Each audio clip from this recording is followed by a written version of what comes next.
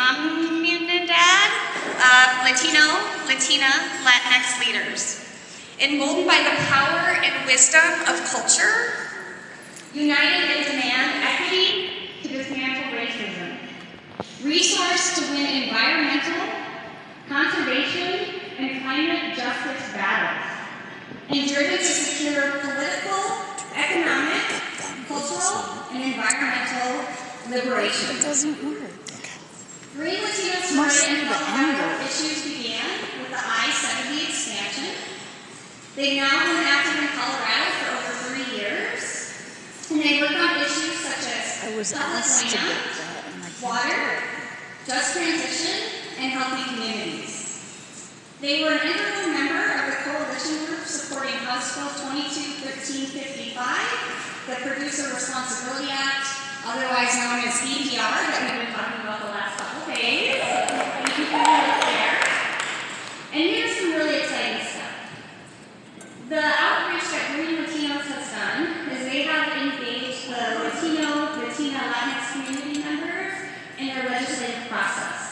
Many who had never participated in recycling-related bills before. During April, GreenLatinos traveled throughout the state of Colorado, and they visited over 16 communities. Their goal was to reach members and leaders in regions of the state that are often left out of the conversation. GreenLatinos was able to learn how different communities are stewards of the land and what systemic barriers prevent them from clean, safe, and healthy environments. And they set out to learn about recycling or to engage about recycling, and you know what they found out? That some communities that they engaged with did not even have access to trash service. So during these testimonies they were able to share these with legislators during meetings and hearings, and they highlighted the great need for equity and how producer responsibility could provide convenient recycling to all Coloradans.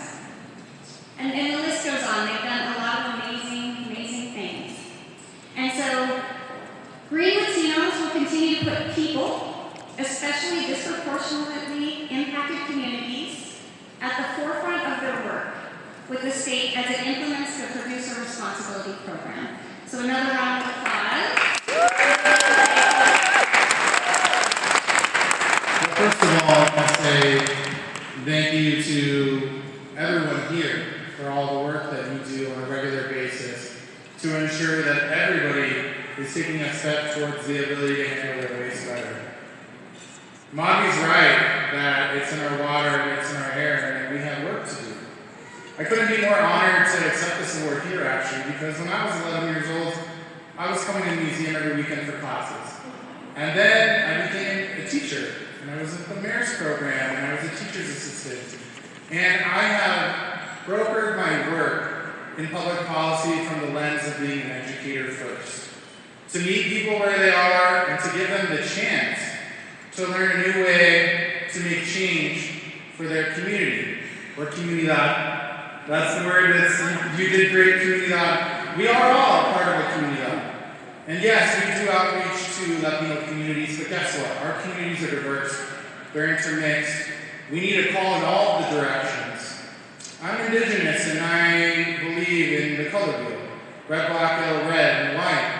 We have to call in all directions to solve these problems. We have to find ways to support young leaders like Mavichitur and GreenLatinos and NAACP and so many other partners who for so long have had the desire for environmental liberation for their communities, and yet they haven't been able to realize it because of lack of resources. I can tell you, when you fund us, the change comes. We're here to be amazing partners with you. I want to thank my team, Juan Madrid, who's here in the audience, Jessica Sandoval from my team, my amazing partner, Giuseppe, who has come on the road and come on this journey. And actually, 2 years ago, we went to 11 cities to pass the Environmental Justice Act and the Air Toxics Act. And I'm really blessed to chair the state's Environmental Justice Action Task Force. And next year, we have to go back to the table to make sure the recommendations we make are a real change that is lasting for the intergenerational justice that Madi is asking for. I'm a firm believer that we can do it together.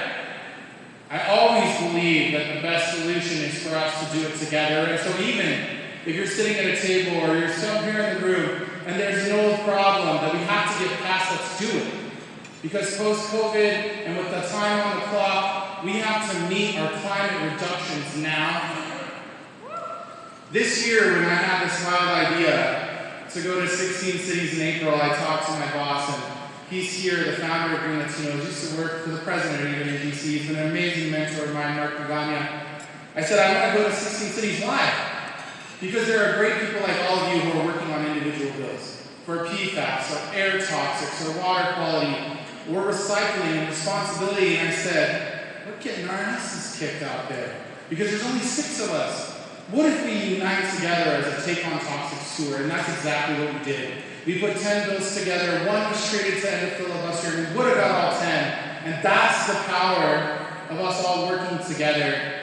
I want to close by just saying one last thing, and that's if you live in Denver, vote yes for 305. This is called Waste No More. It's a commercial recycling and composting bill that I co-authored with the help of EcoCycle.